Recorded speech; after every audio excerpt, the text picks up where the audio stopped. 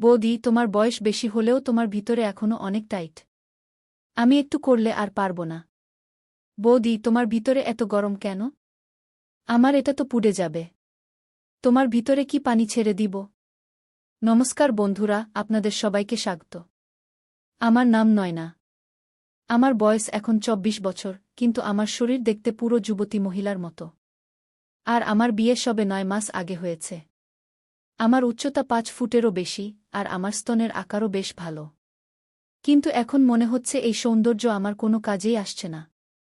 কারণ আমার স্বামীর প্রাইভেট চাকরি অন্য রাজ্যে। তাই বিয়ের পর থেকে তিনি এখনও বাড়ি আসেননি। আমার শ্বশুরবাড়িতে আমার ১৯ বছরের দেওর, আমার শ্বশুরমশাই আর তার মা থাকেন। আমার শাশুড়ি মা ২ বছর আগে মারা গেছেন। তাই আমার স্বামী আমাকে সঙ্গে নিয়ে যাননি, কারণ আমাকে বাড়ি সামলাতে হতো।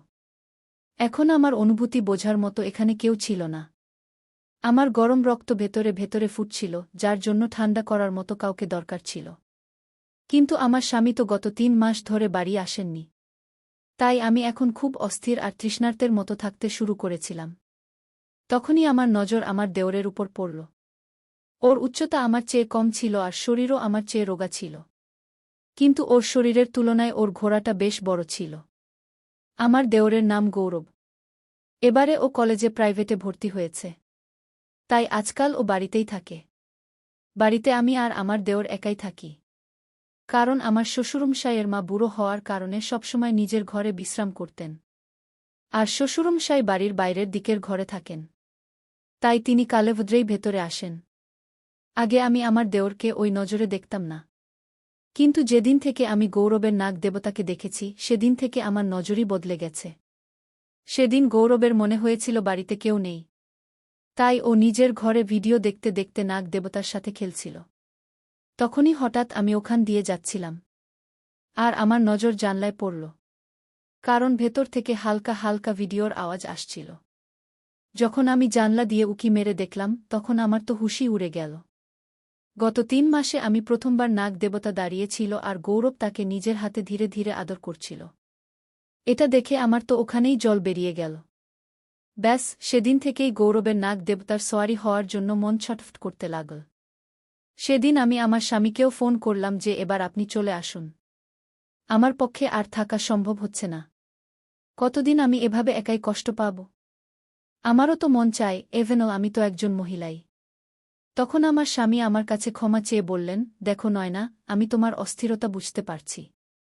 কিন্তু আগামী ২ মাস আমি কোনো ছুটি পাব না। কারণ কোম্পানি কিছু নতুন প্রজেক্ট শুরু করেছে। যার কারণে সব কর্মচারীকে ডবল শিফটে কাজ করতে হচ্ছে। তাই আগামী ২ মাস ছুটি পাওয়া অসম্ভব। ব্যাস, আর ২ মাস অপেক্ষা করো নয়না।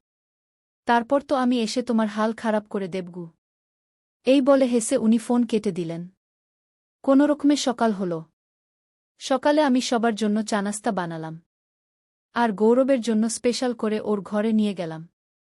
যেই আমি গৌরবের ঘরে গেলাম, দেখলাম গৌরব তখনও ঘুমাচ্ছে।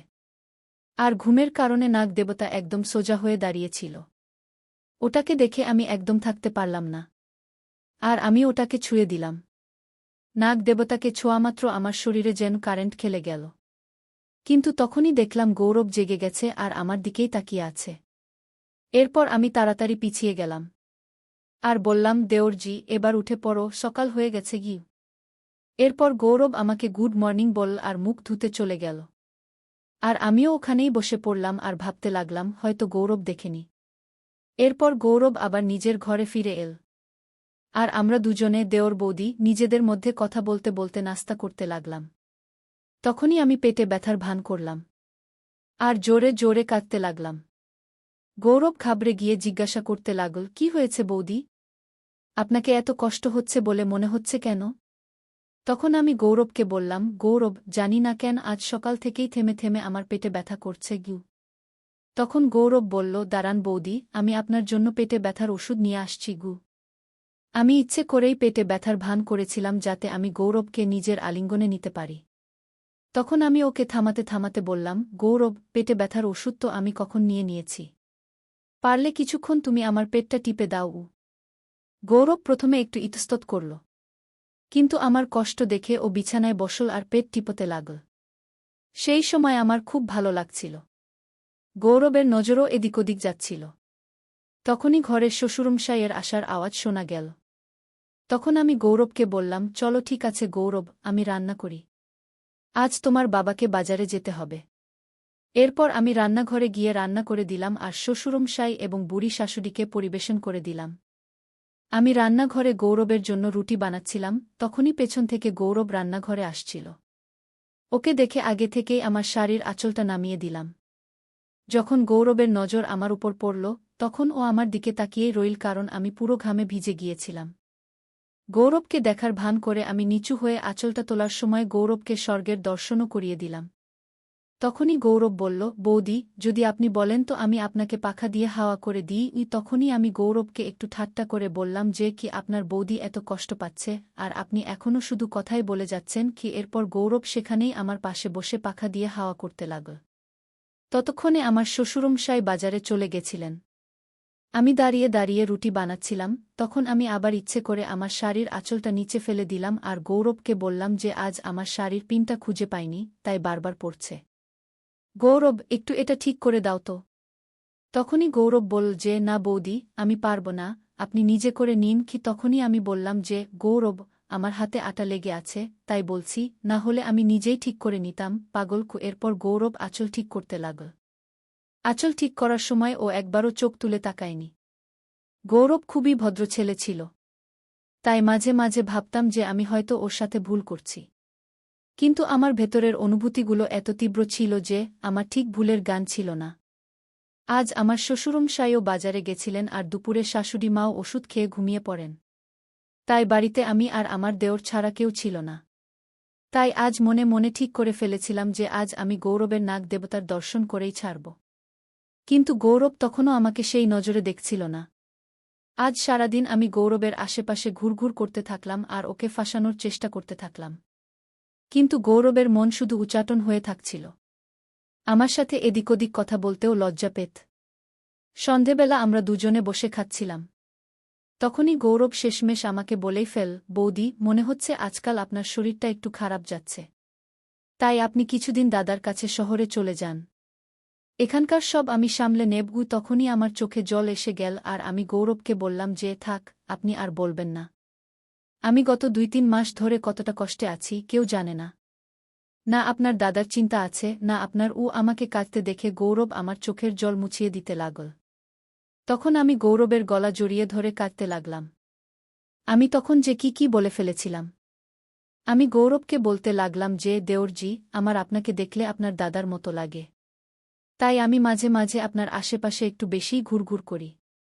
প্লিজ, আপনি এর কিছু মনে করবেন না কি। তখনই গৌরব আমাকে বলতে লাগল যে না বৌদি, আপনার কথায় আমি কেন কিছু মনে করব। আপনার মতো বৌদি তো ভাগ্য করে পাওয়া যায়। তখন আমি গৌরবের হাতটা ধরে সেটাতে হাত বোলাতে বোলাতে জিজ্ঞেস করলাম যে দেওরজি, আপনি আমার থেকে এত দূরে পালান কেন? আমাকে কি আপনার ভালো লাগে না, নাকি আমি আপনার গার্লফ্রেন্ডের মতো সুন্দর নই? তখনই গৌরব আমাকে বলল যে না বৌদি, এমন কোনো ব্যাপার নয়। এমনকি আমার তো কোনো গার্লফ্রেন্ডও নেই কি। তখন আমি ওর কোলে মাথা রেখে ওকে বলতে লাগলাম যে তোমার কোনো গার্লফ্রেন্ড নেই তো তুমি আমাকেই বানিয়ে নাও না। কেন এত কষ্ট দিচ্ছ? তুমিও তো তোমার দাদার মতোই, তাই না? না, ও আমার কথা শোনে না তুমি। তখনই গৌরব বলল, তবে বৌদি, আপনি তো আমার বৌদি, আর নিজের বৌদির সাথে এসব করা তো ভুল গো। আজ আমার আবেগপ্রবণ হওয়াটা গৌরবের উপর একটু ভারী পড়েছিল। আর ও আমাকে ওর মনের সব কথা বলতে শুরু করল। ও বলতে লাগল, বৌদি, যখন আমি আপনাকে দেখি আমার শরীরেও যেন কারেন্ট খেলে যায়। সেদিন যখন আপনাকে ঘামে ভেজা দেখেছিলাম তখন আপনার সাথে গৌরব এতটা বলে চুপ করে গেল। তখন আমি ওকে বললাম, আর বলো না, আমি তো এটাই শুনতে চাই। আমারও ভালো লাগে। যদি তুমি আমাকে আগে বলতে, আমি তো কবে থেকেই তৈরি ছিলাম। খুয়ের পর তো আমি খুশি হয়ে গেছিলাম। আমি কোল থেকে উঠে বিছানায় বসলাম আর গৌরবকে বলতে লাগলাম যে আচ্ছা বলো, দুধ খাবে নাকি? তখন গৌরব বলল, আর বৌদি, এই তো খেলাম, আর এখন দুপুরবেলা সন্ধেবেলা খাব কি? তখন আমি বললাম, আরেও দেওরজি, আপনি তো এখনও বাচ্চাই রয়ে গেলেন। আমি ওই দুধের কথা বলছি না কি। তখনই গৌরবের মুখ লাল হয়ে গেল আর ও লজ্জা পেয়ে চোখ নামিয়ে নিল। তারপর আমি বললাম, এভাবে লজ্জা পেলে চলবে না দেওরজি।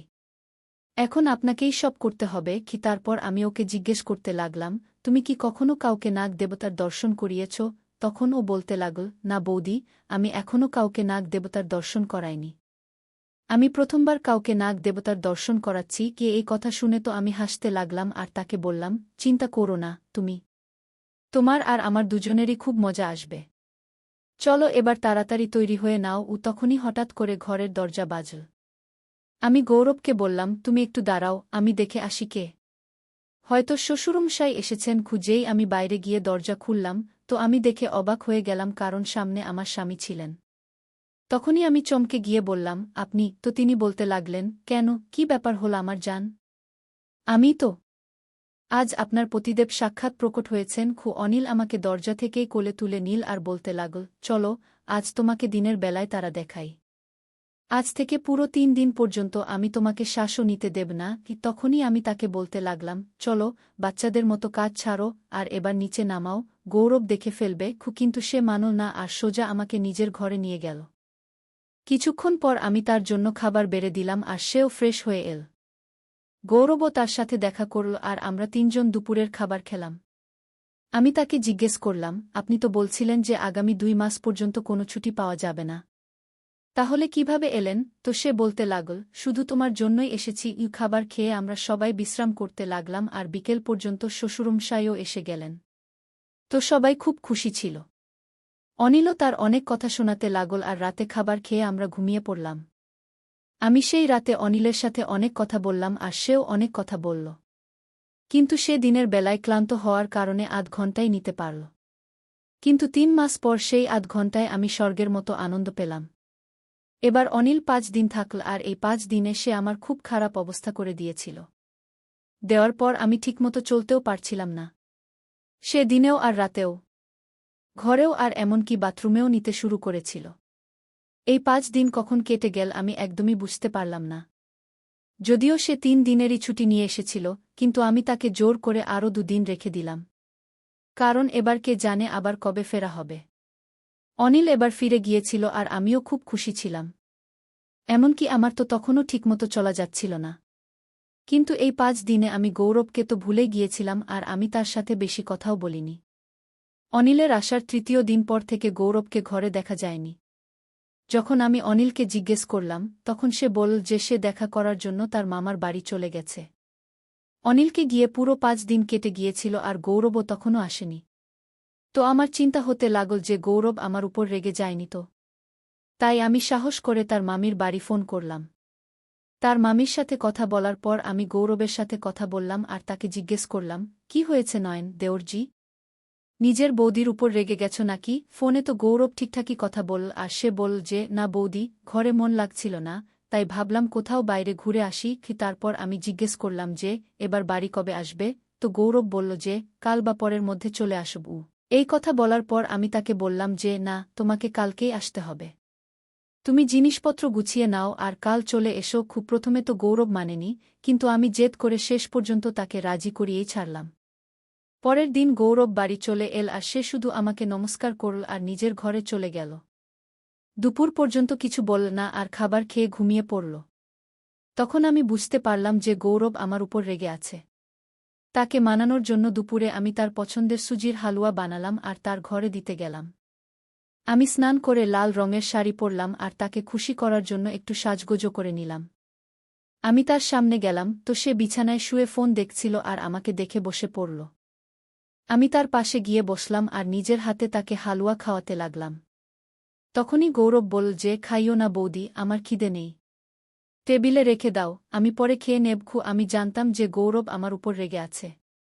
তাই আমি তার হাত ধরলাম আর তাকে অনুরোধ করতে লাগলাম যে, এবার মেনে নাও দেওরজি, আর কত জ্বালাবে নিজের বৌদিকে?